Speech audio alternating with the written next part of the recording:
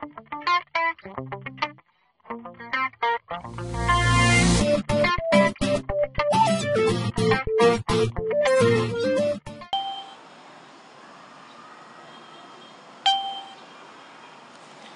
morning, everybody. This is the voice of contrastive linguistics, broadcasting from the home of Mr. Nguyễn Ngọc Vũ. Can you all hear me well? If you can hear me, please type yes into the chat window. Good. We seem to have a very big group today. I can see about 20 students attending our meeting. So roughly speaking, that's more than half of the students. Okay, this afternoon I will be in the airport, and that's the reason why we cannot have the face-to-face meeting as usual. I will be traveling to the UK for the next 10 days. So this afternoon we will be off, and then next week we will be off too, because I won't be home until the 31st of October, and it will be Tuesday then. So let me say that again. For this week and next week, we have no face-to-face meetings in Lab GTO2, and that's also the reason why we have this online meeting. By the way, I have turned off the bell in our chat window, so you should not hear the ding sounds again. Now, I have set our meeting in the listen-only mode so that you do not hear the echo noise, and it seems that the sound system is working very well. Now, let's check. Can you see my webcam clearly? If you can, please type yes into the chat windows. I want to make sure that everything is okay before we start. Good. I love this platform. So next time we keep going, we keep using any meeting platform for any future CA's online sessions. Right. The lessons we have today is about the principles and methodologies of contrastive linguistics, and these principles are basically the guidelines and the most important rules that you need to follow for your final essays. Now, basically there are 5 key principles that we need to pay attention to when conducting a contrastive analysis work. The first principle is that we need to describe all the aspects of contrastive languages carefully, meticulously, accurately before we start to make inferences about their similarities and differences. And this is a very important step that we usually do at the beginning. For example, when you compare Vietnamese questions and English questions, and before doing the comparisons, you need to,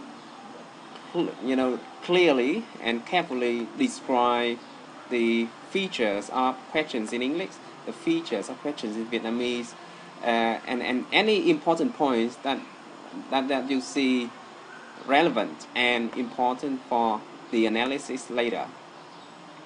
Now, the descriptions of these language aspects can be from your reading, can be from the literature, or can be from your own research. For your level of doing research in contrastive linguistics, we assume that you normally do the description from your readings in literature, and actually it will take a lot of time and expertise for a researcher to describe the language aspects of the two languages from his or her own work. Another important point when we look at this principle is that our description is not necessarily a separate part in our contrastive analysis essays. For example, when I compare and contrast English and Vietnamese idioms from the viewpoints of cognitive semantics, then I can start describing English and Vietnamese metaphors, and then I do the comparison and contrast. Then in the next part, I will describe English and Vietnamese metonymies, and then I start doing the analysis, and then I start comparing and contrasting different categories of idioms. For example, idioms containing has in English and Vietnamese, and then I do the analysis, and then I move on to the other parts. What I mean is that it is not compulsory for us to do the description in one place. It can be integrated, scattering in different places in our essays. But for the scope of your final essays, I think usually you will do the description in one place at the beginning before the analysis starts. All right. So let me say that again. The first thing we need to consider when conducting contrastive analysis is to describe the language aspects that we are going to compare very carefully, and this is why I require you to have good command of the languages that you are working with. Obviously, if you do not have strong command of the two languages that you are comparing and contrasting, there is no way you can describe clearly and carefully the language aspects to be analysis, to be analyzed. I mean, then there's another note in the slide, as you can see here. When we do the analysis, usually I do not expect language errors and mistakes to show up in your target language. I mean, when you compare English and Vietnamese together, usually you have no problems describing the systems in English. But for Vietnamese, your native language, lots of problems can arise due to your weak command of the linguistic system of the mother tongue. So when you describe your Vietnamese, make sure that you refer to some good textbooks, and make sure that you do not go with your hunch only. You do not describe from how you feel, from what you think are correct.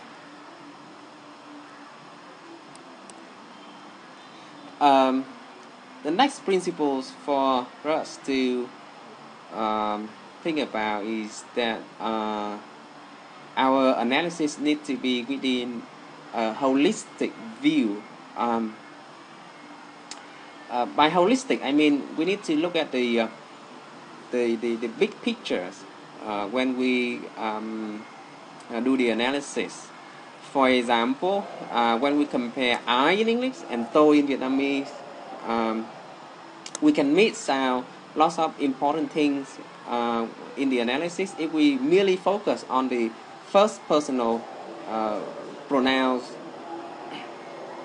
We should also refer to third personal pronouns and discuss how, in some cases, especially in Vietnamese, third personal pronouns can become first personal pronouns. And this example has been well discussed in the previous face-to-face meetings in our class. For example, in Vietnamese we can say Bác giúp em cái này một chút, chú cứ để đó cho anh. For example, so bác, chú in these cases are also used in a very similar way to first personal pronoun I in English. Another example that I put in the slide is the comparisons of the conceptual metaphor hat stand for intelligence in English and Vietnamese idioms. Now, if you simply look at the idioms containing hats in English and the idioms containing hats in Vietnamese, you will see almost no matching between the two categories. In English, we can find several idioms containing hats that talks about intelligence. For example, he has a good head on his shoulder, and that means he's an intelligent person. Can you think of any other idioms containing head that is about intelligence in English? Please type in your chat windows if you can have any idioms containing head. That stands for idiom. For example, he has a good head on his shoulder. That's a good idiom. Demonstrating the metaphor head stands for intelligence.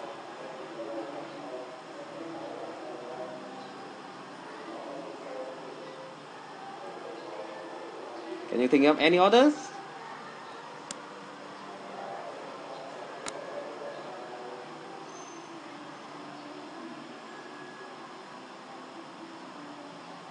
Okay. Well, you can look that up later, but I can think of another idiom that is... yeah. That's a good idiom. Stand head and shoulder above. Big head. Good. Three heads are better than one. No, from head to toe, I don't think it's about intelligence. From head to toe, I think it's about, directions, like looking at somebody from head to toe. But big heads, stand head and shoulder above, very good one. Or three heads are better than one. Very good, thank you for that. Now, in Vietnamese, in Vietnamese, it's almost impossible for us to find an idiom containing head that is about intelligence, right? Can you think of any Vietnamese idiom containing head that are about intelligence? I can only think of Vietnamese idioms containing head that are about characteristic personalities of people. Right. Ba cây chụm lại nên hòn núi cao, but I don't see head in this case. I can see only trees. Cứng đầu, yeah, but it's not about intelligence. It's about, personality, stubbornness.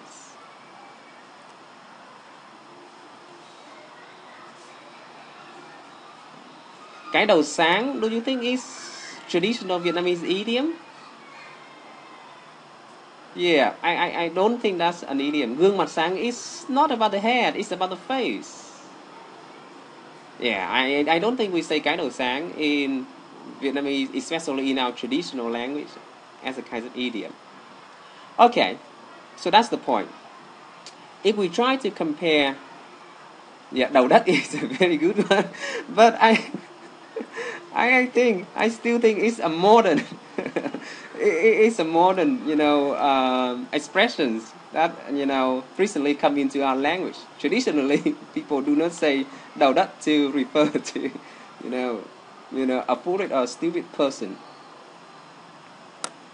Now, what I'm trying to say is that if you merely look at the two categories and do not put these two categories of idioms in the holistic view, we can easily come to the conclusion that in Vietnamese we do not have idioms that refer to intelligence, for example.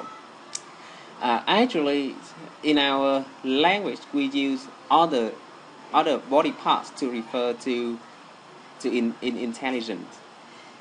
For example, we say sáng bụng, sáng dạ, for example, right? Một cái bụng đầy chữ, for example. Now, so we can only find out those important points when we try to look beyond the language aspects that we are comparing and try to see how they relate to each other. So in principle 2, if you want to have interesting points to bring out in your discussion of the analysis, it's important to look at the whole picture.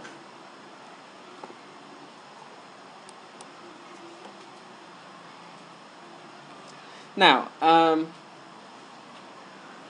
principle 3, when we look at the language aspects for analysis, it's equally important to put them in communication context. As you can see in the 2 examples that I put on our screen, and phở has different meanings in Vietnamese, and if you merely look at phở or ăn phở in our dictionaries, it's it's only referred to a kind of food that is very popular in Vietnam. But ăn phở can also be used to talk about adulteries or having external affairs.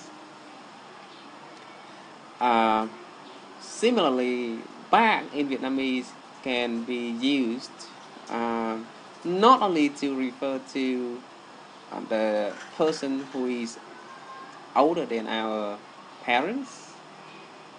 In quite a lot of cases, we use bác to talk to people when we are not sure about their age, and we just want to show our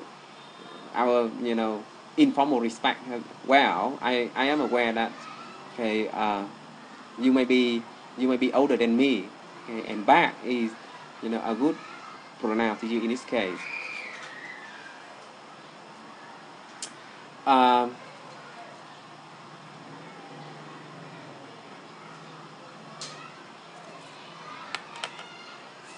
Now, let me give you another example. Not very long ago, there was professors from Canada coming to our department to do several workshops for 1 week, and then one of our staff email him saying it's now very cold in Ho Chi Minh City, and it was Christmas time, the end of December last year. And when in Vietnam, when we say it's cold, especially in Ho Chi Minh City, we mean that the temperature is from 20 to 25 degrees Celsius. But the Canadian professor interprets cold in his own context in Canada.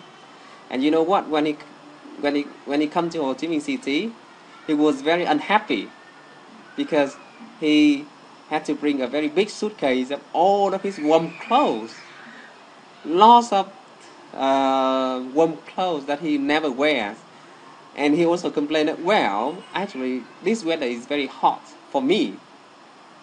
So, okay, the concept of cold is understood very differently in different communication contexts.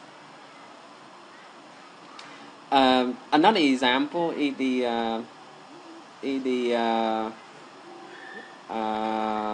metaphor in Romeo and Juliet by Shakespeare. This is it. You are as beautiful as a summer breeze.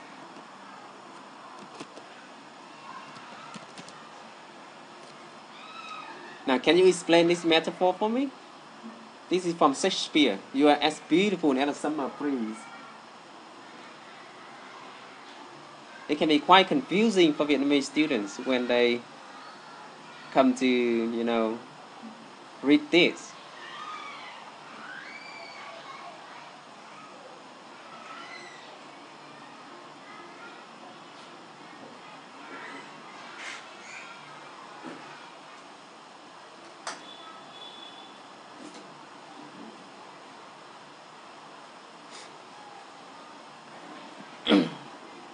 Well, very good translations.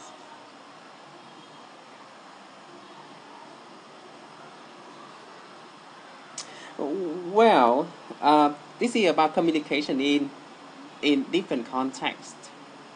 For Vietnamese, when we think about the summer breeze, okay, instantly we relate to heat, very hot weather. But if you recall what you have learned from the British cultures, summer is the best time in the UK and also in the northern United States. Summer is the time with the least rainfall, and it's a time for people to go around. It's a time for festivals, and temperatures is usually from 15 degrees Celsius to 20 degrees. So very cool, very beautiful, and you can also sense the sweet smells of flowers in the air, and that's what it meant by you are as beautiful as a summer breeze. For Vietnamese, if they do not put that in the communication context, they can misinterpret that as a kind of bad comparison, for example. So communication context again is very important when we conduct analysis, especially when we compare languages at the macro linguistic levels, when we look at the language functions.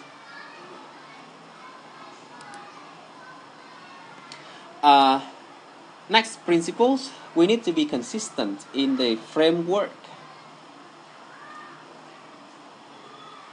that we used for describing and analyzing languages. Now, you can see from the slides that for each of these language aspects, there can be different linguistic theories, and they can give you very different results depending on which framework that you use. For example, now let's look at idioms. From structural linguistics viewpoint, idioms are fixed composite expressions, and the meanings of idiom cannot be predicted from their constituent parts. For example, when I say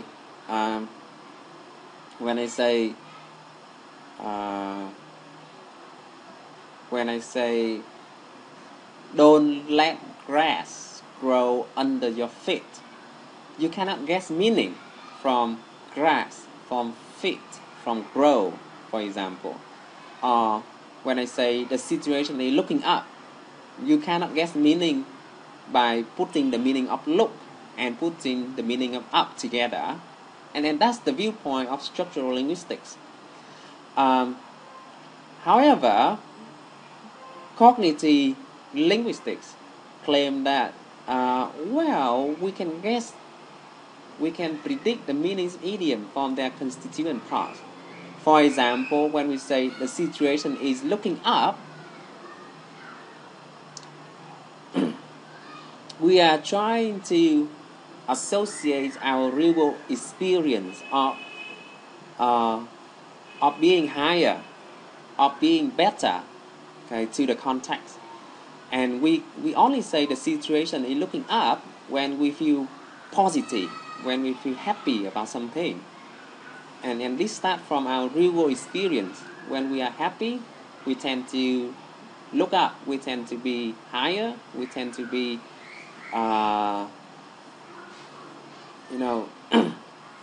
raising our head high. And there's a metaphor called happy is up. Okay. That's why we say, I'm feeling up today. The situation is looking up. You lift me up. Thinking about her. Give me a lift, for example. So, if you are analyzing idioms, you need to be consistent with the structural framework or cognitive framework. Otherwise, they can bring out very confusing results. Similarly, when we look at passive voice structures, structural linguistics and cognitive linguistics can generate very different views. One focuses on form and the other focuses on meaning. So, if we look at passive structure from structural linguistics, we will say that these two sentences are similar to each other. Like, the car hit the tree, and the tree were hit by the car. From the viewpoint of structural linguistics, we will say that these two sentences are similar, right? And they can be transformed from passive to active, okay, and the other way around without changing the meaning. But cognitive linguists claim that, these two sentences are actually different because they bring about different mental pictures in excuse me. Because they bring about different mental pictures in the minds of the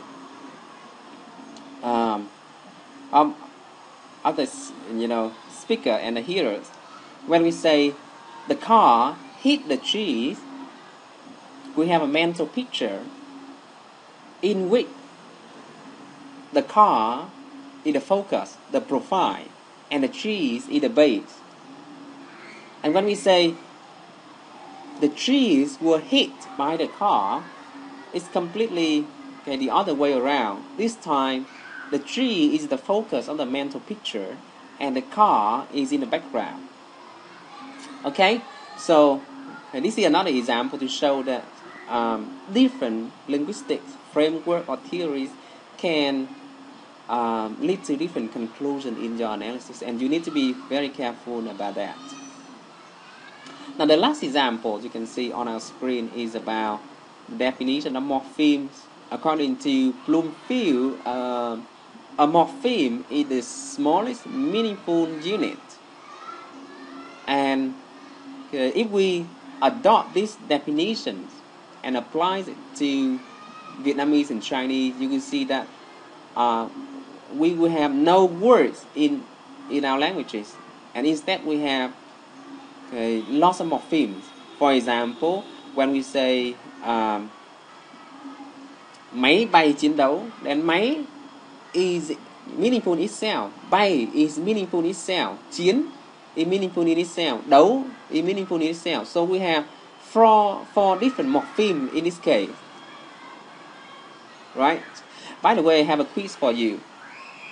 In which field of linguistics is Bloomfield famous for?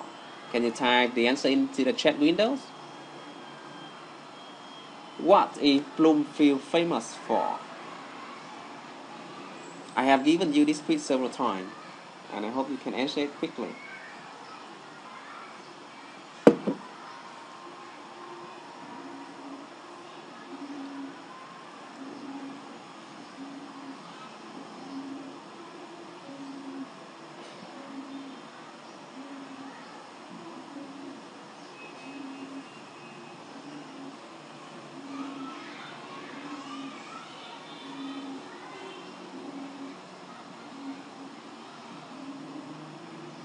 Very good. Okay, some of you are typing in the correct answers.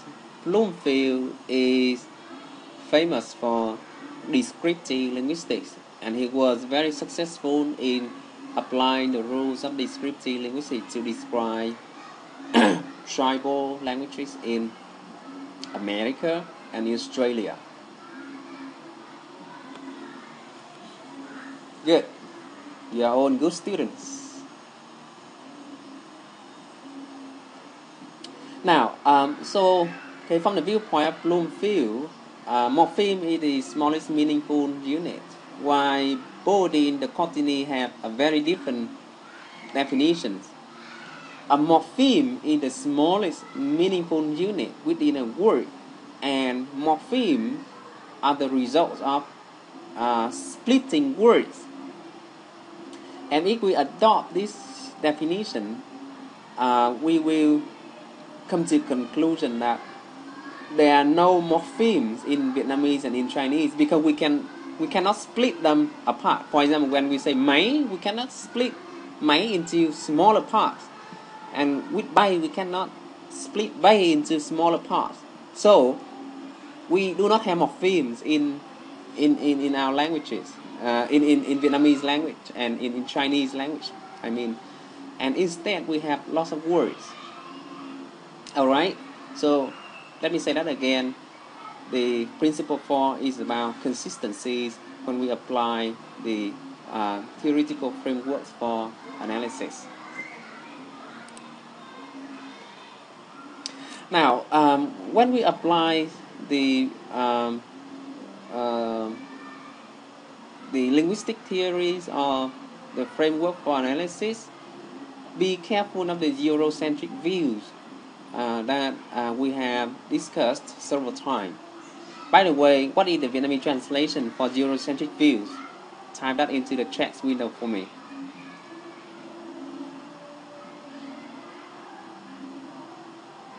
Now, if you cannot give a good translation to the concept, it means you have not understood it fully yet.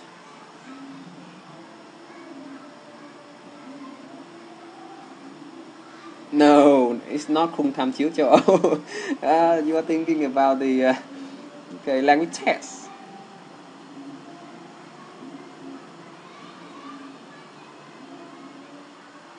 But that's a good guess. It has, châu Âu in the translations, but it's not.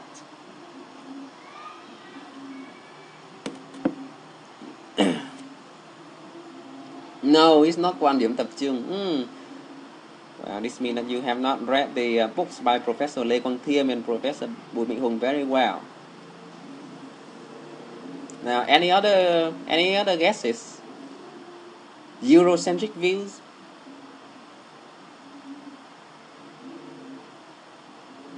Okay, I give you several seconds.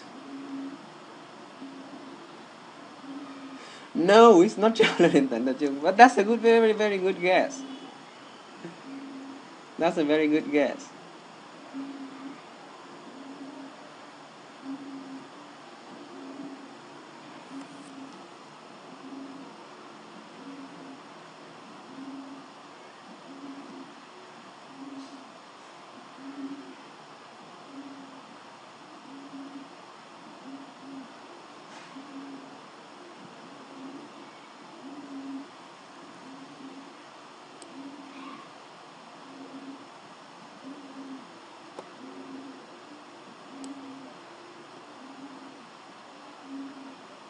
Yes, Manhattan is giving a good suggestion. Hàm ý chậm châu Âu, but that's still not the not the translations that we see in the books of Professor Lê Quang Thiêm and Professor Bùi Mạnh Hùng.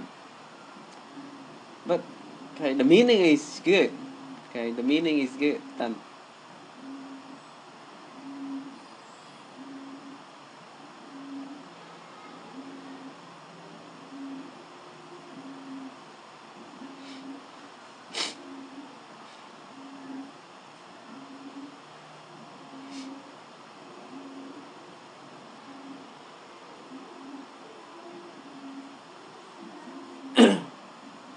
okay, so let me tell you the answer. Okay, the correct translation for that, and it has been repeated several times in the books by Professor Hùng and Professor Thiêm, is quan điểm quan điểm lấy châu Âu làm trung tâm. Good. Okay, but okay, a very good translation for that is dĩ Âu vi chung. Okay, it means we adopt the theoretical frameworks of European languages at the core theories, and we apply it to all other languages, and this can lead to problems in describing other languages like Vietnamese. I have already given you examples like cô ấy đẹp, for example. It's hard to say whether đẹp is a verb or an adjective. Right. So remember the Eurocentric views or dĩ Âu vi chung, or quan điểm lấy châu Âu làm trung tâm. Yeah. Another important note is that the one theory framework can be very useful for this language, but it may be not very useful for other languages, depending on their typologies, and because of the vast differences between different language families and different language typologies. Recently, more and more attention is given to functional grammar, in which we will try to compare and contrast language functions rather than language structures. So when you find a topic for the essay, you can think about this trend.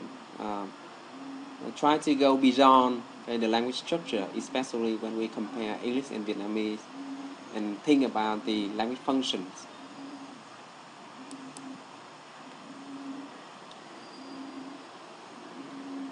Last principle, and I think this is obvious, when we do contrastive analysis, we need to take into account the family differences and typology differences across languages. And we have already spent time in our class discussing about how this can influence our views of languages.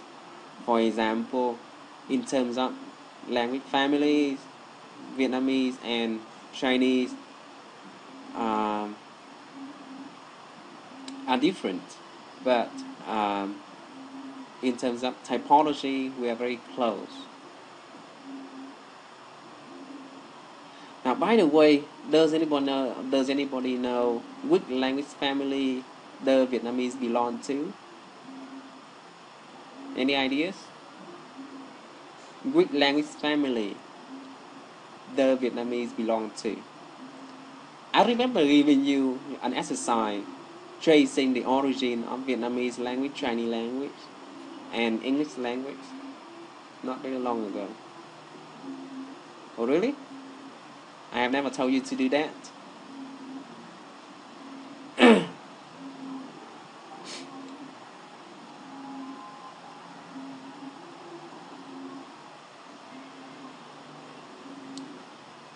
So which language family does English belong to?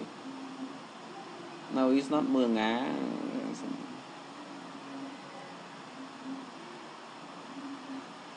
Does anybody know? Which language family does English belong to?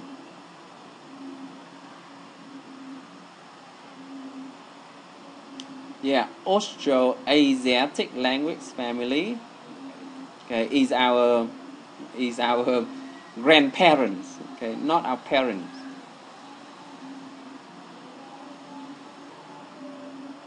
So let me tell you,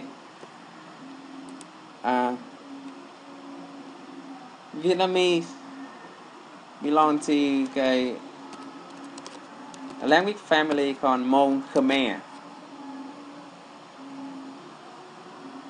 and Mông Khmer, and in this Mông Khmer language family we have Vietnamese, Laotians, some parts of Indian languages, and also Thai language. While Chinese belong to a very different language family. Can anybody search and tell the whole class the language family of Chinese?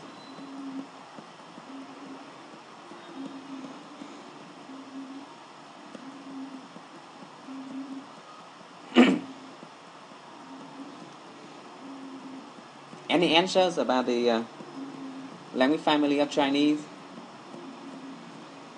Everybody? How about the language family for Chinese?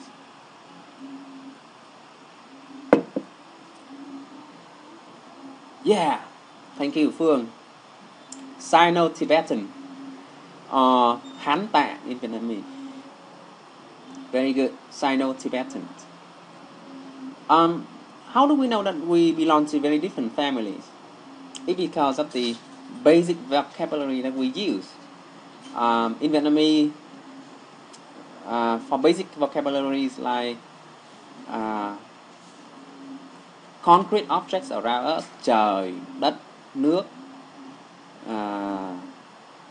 and số đếm like 1, 2, 3, 4, 5, right? We say 1, 2, 3, 4, 5. And in Chinese they say yi, san, shi, gu. You see, they are completely different. We say trời ơi and they say thiên ạ, and that's are very different.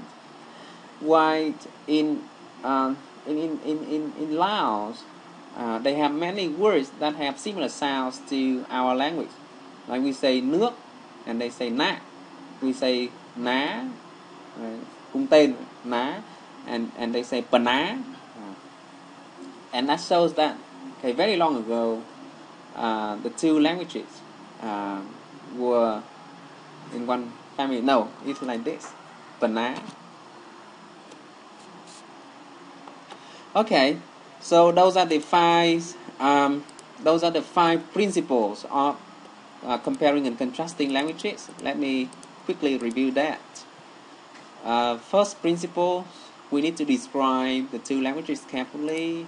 Then we need to look at the whole picture, and then we also need to put those language aspects in communication context.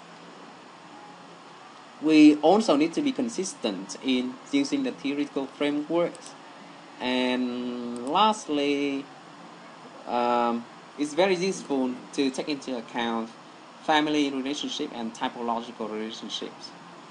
Now, before I move on to the next part about the methodologies, do you have any questions or comments?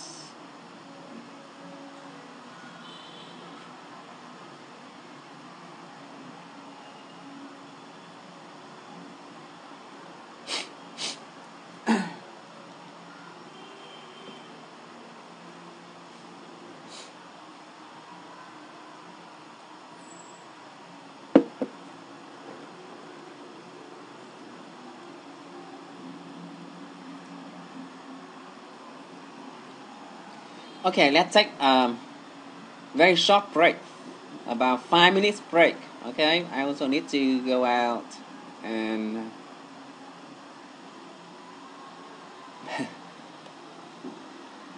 clear my throat. Okay, I'm having a flu, and is it not over yet?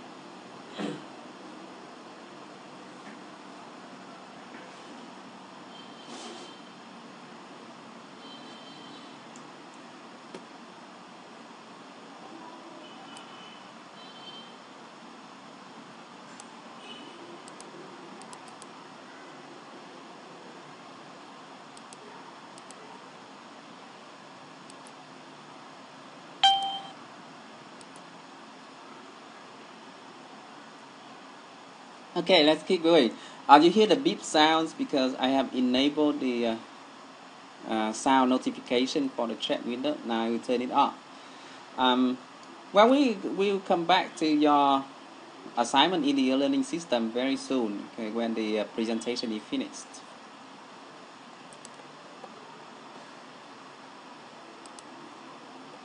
Now, these are the steps that we need to take when conducting contrastive analysis work.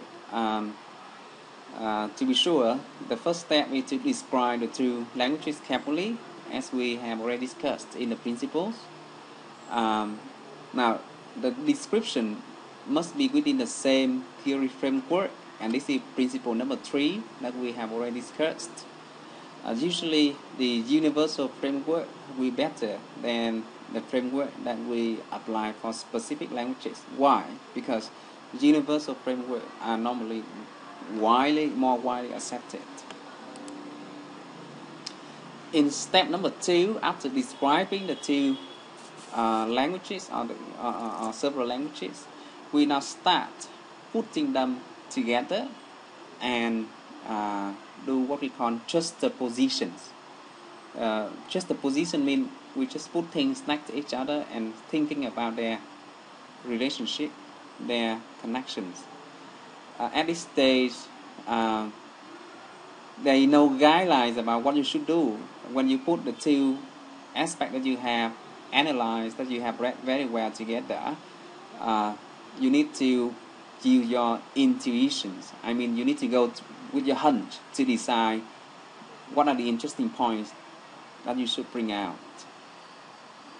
And basically, at this step, we try to find out whether a certain point or a certain aspect in one language is comparable to the other language or not. In the next step, we start to infer similarity and differences. And there are three possibilities according to Krasowski, contrasting languages. Now, in the first possibility, we have, an aspect in L1 that can be identical in some respects with an equivalent item in L2. In the second possibility, we have an aspect in L1 that can be different in some respect from an equivalent item in L2. And in the third possibility, we have language gaps. So the language aspect in L1 has no equivalent in L2. Well, I know this sounds confusing for you, but you only need to look at the signs here. The first possibility is that we can find completely or almost completely similar aspects between the two languages. In the second situation, we do not find much similarity, and actually there are lots of differences. And in the last situations, we find that one aspect is not comparable to the others. Now let's go into further details about the three cases. It's quite rare to have two language aspects that are completely similar in two or three languages. But in many cases, as you can see in the first situation and the example here, we can have language aspects that are quite alike, like gender case in French and in Russian. We have already discussed this in our class. In French, we have male and female genders. In Russians, most of nouns, verbs, and adjectives are inflected with male, female. But in Russian, there are also, cases of neutral gender. In both English and French, we have tenses to refer to past events, tenses to refer to future events, and tenses to refer to present events. But they are not exactly alike, like the case of passé composé in French and present perfect in English that I talked about previously. Now, the third situation is also very common when we compare contrasting languages, like tenses in English, and in Vietnamese we do not have tenses. In Vietnamese we only use particles, okay, to refer to time concepts. Article in English and in French we have the in English, and in French we have le, la, le. But in Russians we do not have articles, and articles,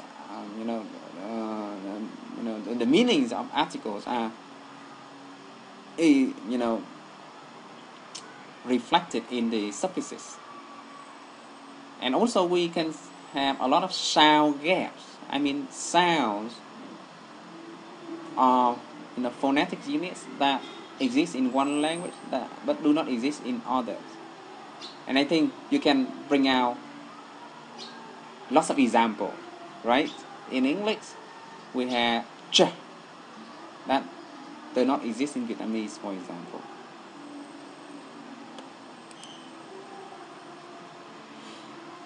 Okay, so I have gone through the three steps.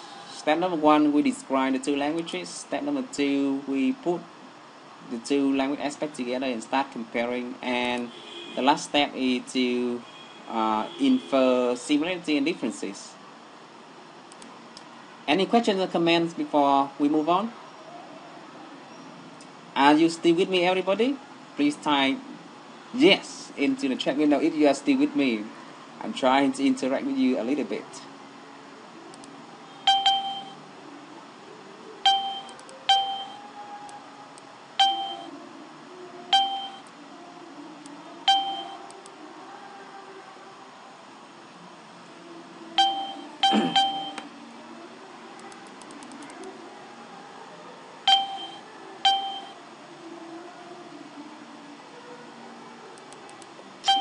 Wait, I think... Yeah, I have turned on the notification to wake you up. The ping ping sound. I think there is a question from a student here. How about the case L1 equal to L2? Well, I think I have already explained that here.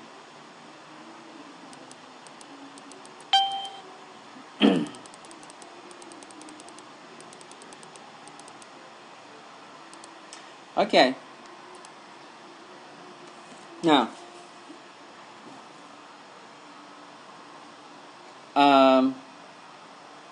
we are going to end the presentation very soon.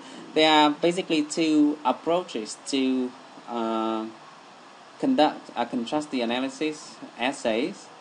We can either adopt the bilateral approach or the unilateral approach. In Vietnamese, if you read the books by Professor Thiel and Professor Hùng, the Vietnamese translation for these two concepts will be đối chiếu hai chiều and đối chiếu một chiều. Now, in bilateral approach, we identify the TC first, and we examine equivalent language aspects among languages. So these are very good examples. Okay, as you can see on the slide, very good examples of bilateral analysis. For example, future time in English and Serbian. When we put a title like this, we assume that future time exists in English and future time also exists in Serbian. Or call and result meaning in English and Poland. Or body parts idioms in English and Vietnamese. When we put the titles like this, you see we can immediately infer the TC, future time, cause and result meaning, body parts idioms. So the common title for this approach is domain X in language A and language B.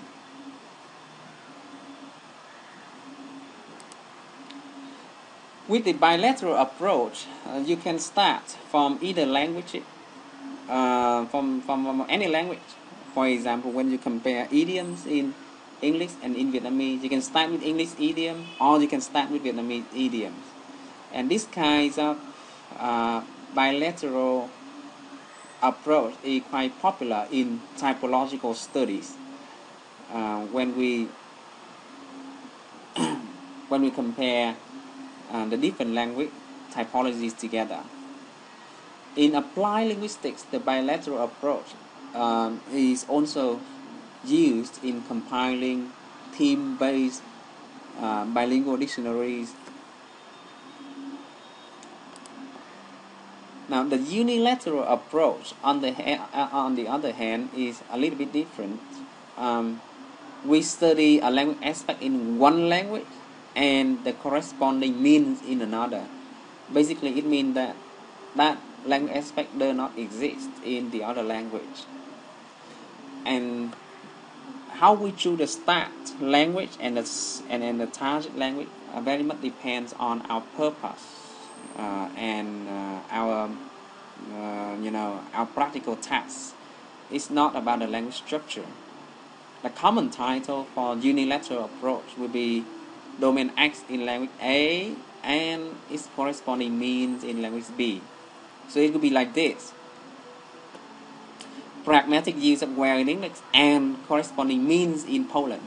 Now, when we look at this title, you will know that in English we have many different ways to use well. refer to how, to refer, to refer to, written, or to use it as a kind of adverb. In Poland, okay, well, okay, is not used, but there are okay, other equivalents.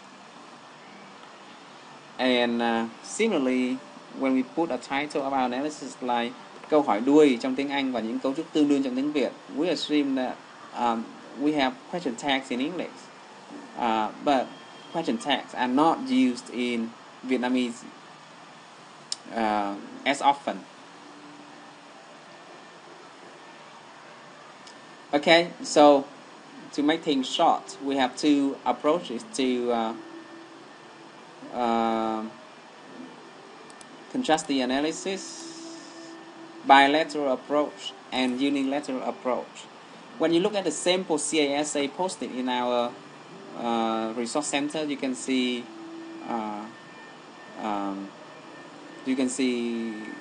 topics belong to both of the approaches.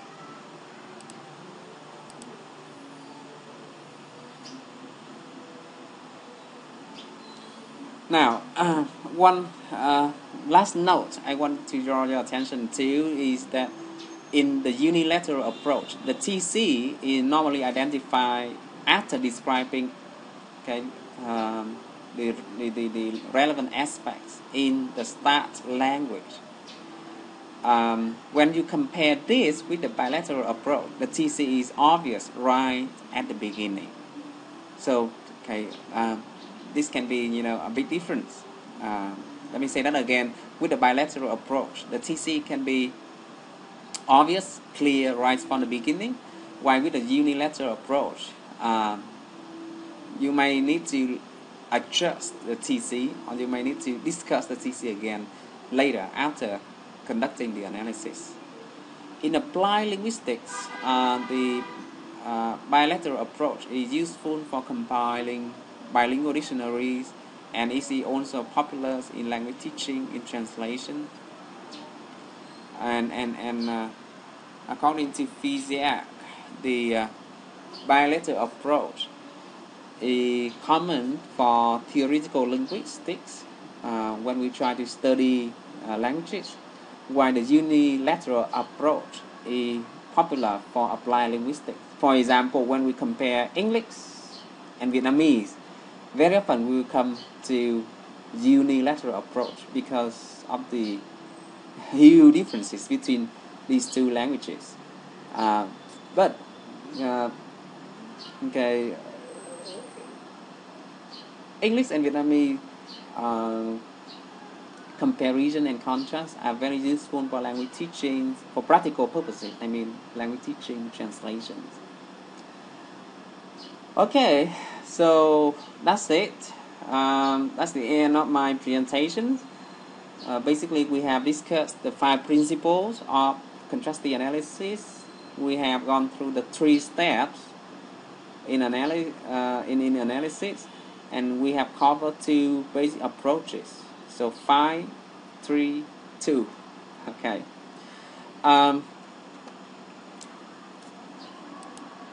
Now, let's now spend some time talking about your homework while I am away.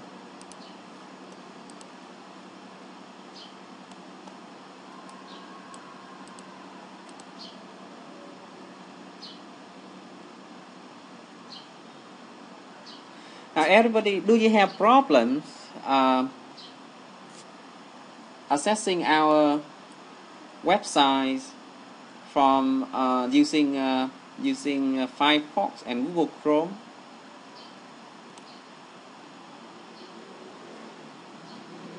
Hey guys, okay, let's focus on our work.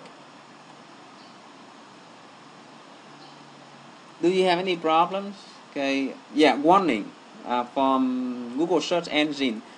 Now, if you use Internet Explorer, everything will be fine. And I have checked that.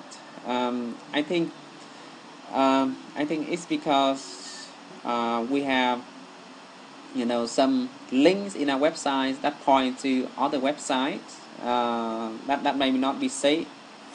And I have already sent an email to Google explaining what our website is for. Hopefully they can remove the warning pretty soon. But for the time being, you can come into our learning system and do all the activity as usual, because our learning system is a completely independent system from Quine.net.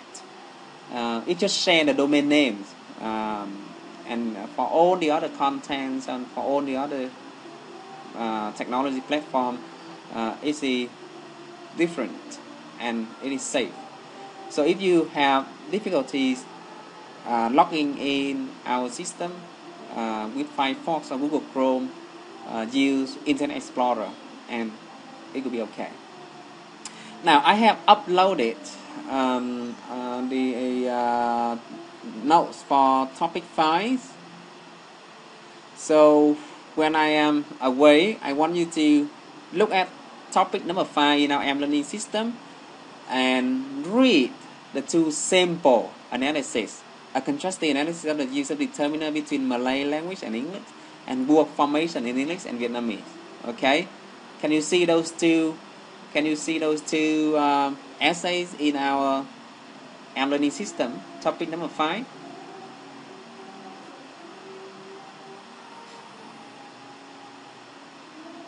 Good. I also want you to join in the discussion forum about the language family and language typology of English and Vietnamese. This is a very important start point for your final essay. So basically, I want you to discuss as much as possible about the differences and similarities between the two language families, the two language typology.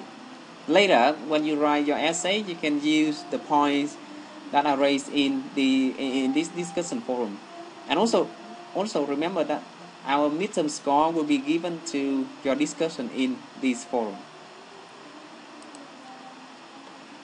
I also create a homework for this topic in which I want you to find some sample contrastive analysis work on the internet and discuss the principles that they follow, the methodology that they follow, whether it's unilateral or bilateral. Okay, so basically this is the thing that you do for the final essay too, because in order to have ideas and resources, you need to Google sample essays. If you find hard to find, you can go to our PPL center, and there are hundreds of essays from students of the previous courses. Now, the last thing I want to draw your attention to is the workshop, my CL topic for the final essay. Currently, I can see only 3 topics submitted, and time is running out. Now, let me say that again. Time is running out. You have only 4 days, 3 or 4 days left. And for this activity, it's very simple. You do not need to write much. You only need to put in 2 or 3 lines about the title of the essay that you want to write. So, make sure that you do it before the activity is closed. Otherwise, your midterm score will be hurt because you do not participate in these activities. Yeah, exactly so. 3 days left. Now, before I end the presentation, does anybody want to speak? If you want to speak, you can click on my mode and raise your hand, and I will give you the microphone so that you can speak to the whole class. Otherwise, you can chat saying, I want to speak, I want to have a questions.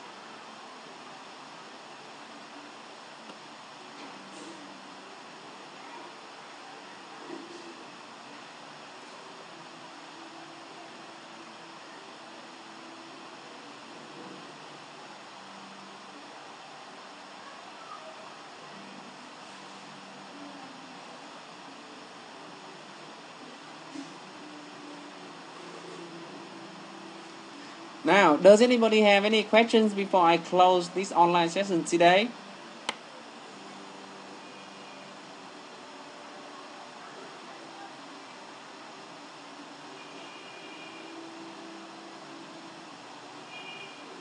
You can change the topics. Let me say that again. You can change the topics later.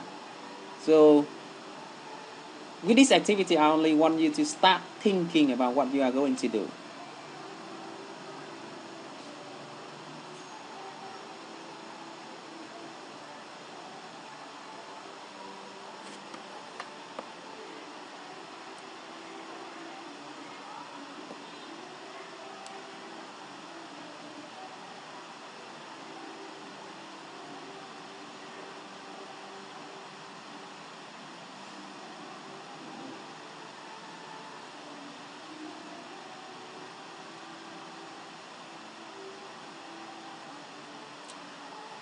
Okay, so it seems that there are no questions now, and we have had a very successful online meeting today, and I'm very happy with it. Now, I want you to go to the reflection on topic number 5 and reflect on how you feel, how you learn with this online topic. The experience that you share will be very useful for me and for our future online teaching workshop. So again, thank you very much for spending time learning online. I will see you again face to face in Lab G2 for